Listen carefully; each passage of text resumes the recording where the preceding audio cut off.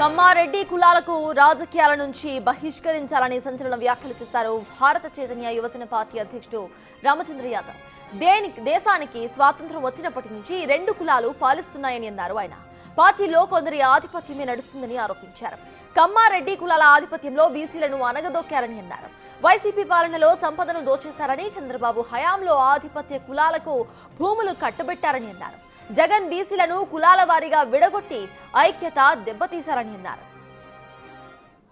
ఈ సందర్భంగా ఈ రాష్ట్రానికి రాష్ట్ర ప్రజలకు ఒక్కటే పిలుపునిస్తున్నాను.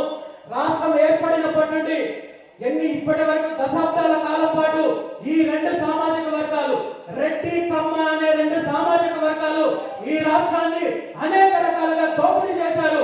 ఈ రాష్ట్ర సంపదను దోపిడీ చేశారు.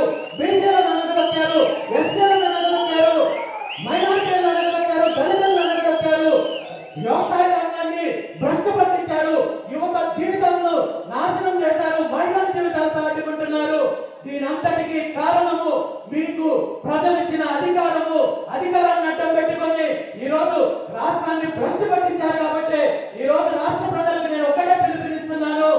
వచ్చే ఎన్నికలకి రాబోయే రోజుల్లో ఇప్పటి వరకు ఎవరైతే దోపిడీ చేసిన ఈ రెండు వర్గాలు ఉన్నాయో వీళ్ళకి పూర్తి స్థాయిలో ఈ రెండు సామాజిక వర్గాల నుండి రాష్ట్ర రాజకీయాల నుండి బహిష్కరించాల్సిన అవసరం ఉందని చెప్పి ఈ సందర్భంగా రాష్ట్రానికి రాష్ట్ర ప్రజలకు పిలుపునిస్తున్నాను.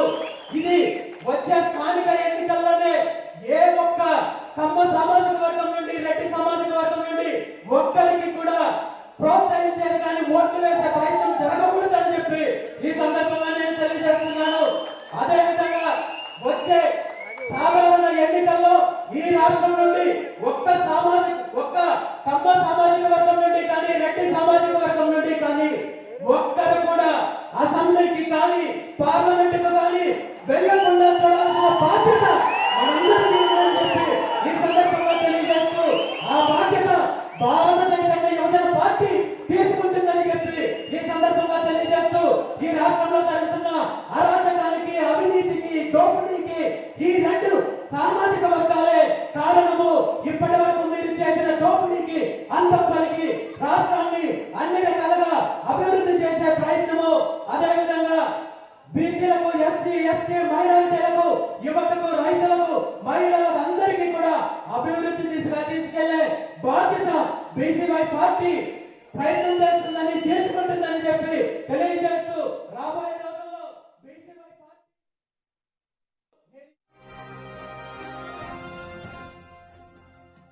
రాజకీయాల నుంచి బహిష్కరించాలని వ్యాఖ్యలు చేశారు బీసీవై యువజన పార్టీ అధ్యక్షుడు రామచంద్ర యాదవ్. దీనికి సంబంధించిన పూర్తి డీటెయిల్స్ మా ప్రతినిధి శివ అందించడానికి సిద్ధంగా ఉన్నారు.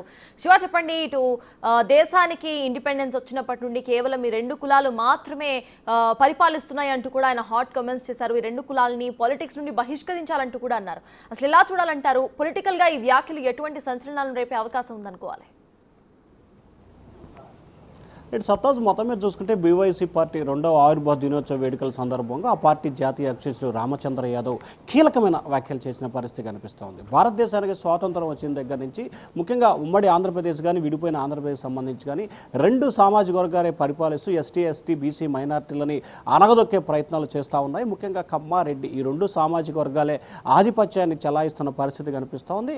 గతంలో మాజీ సీఎంగా ఉన్న రాజశేఖర రెడ్డి ప్రజల సొమ్మును, సంపదను దోచుకున్న పరిస్థితి కనిపిస్తోంది. చంద్రబాబు హయాంలో కొన్ని సామాజిక వర్గాలకు సంబంధించి అడ్డగోలుగా భూ కేటాయింపులు చేసిన పరిస్థితి కనిపిస్తూ ఉంది.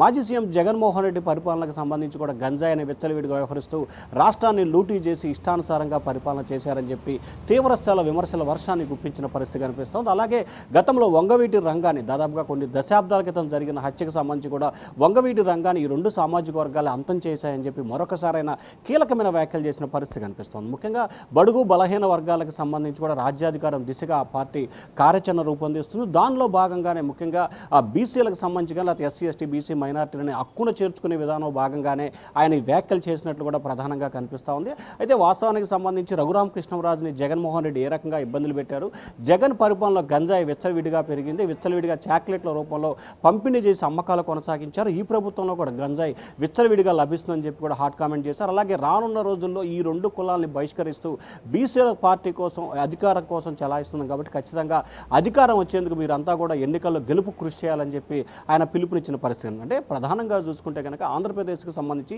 2 సామాజిక వర్గాలు కొన్ని దశాబ్దాలుగా పరిపాలిస్తున్న నేపథ్యంలో ఆ 2 సామాజిక వర్గాలు తప్ప మిగిలిన వారికి రాజ్యాధికారం దక్కదా అనే దానికి సంబంధించి కూడా ఆయన కీలకమైన వ్యాఖ్యలు చేసినట్లు కూడా మనం భావించాలి. రానున్న రోజుల్లో 3వ సామాజిక వర్గానికి సంబంధించి పరిపాలనకు సంబంధించి ఏదైతే రాజ్యాధికారం దక్కే దిశగా ప్రయత్నాలు చేయాలని చెప్పి కూడా ఆశాభావాన్ని వ్యక్తం చేశారు. అలాగే అప్పట్లో ఎన్టీఆర్ సంబంధించి కూడా బీసీలకు అగ్రతాంబూలం ఇచ్చారు. ఆ తర్వాత జగన్మోహన్ రెడ్డి కార్పొరేషన్ల పేరుతో విభజించి పరిపాలించి ఏమాత్రం కూడా నిధులు ఇవ్వకుండా ఇబ్బందులు పాలు చేశారని చెప్పి మరొక రకమైన వ్యాఖ్యలు అయితే చేసిన పరిస్థితి కనిపిస్తోంది. మొత్తం మీద చూసుకుంటే 2 సామాజిక వర్గాలే ప్రధానమైన టార్గెట్గా కూడా బీవైసీ రాష్ట్ర అధ్యక్షుడు అంటే జాతీయ అధ్యక్షుడు రామచంద్రరావు హాట్ కామెంట్స్ అయితే చేసిన పరిస్థితి కనిపిస్తోంది. సత్తాస్ అయితే శివ, అసలు ఏ సందర్భంలో ఇటువంటి కమెంట్స్ ఆయన చేయాల్సిన పరిస్థితి అక్కడ నెలకొంది అనుకోవాలి? ద సేమ్ టైం ఇటు ఈ 2 కులాలని కూడా బహిష్కరించాలి అనేది పొలిటికల్ స్టేట్మెంట్ మాత్రమే కాకుండా కులాలని కూడా కొంచెం కించపరిచే స్టేట్మెంట్ లానే తీసుకుంటుంటారు. సో దానికి సంబంధించి ఆ కులాల వాళ్ళు అసలు ఏమంటున్నారు?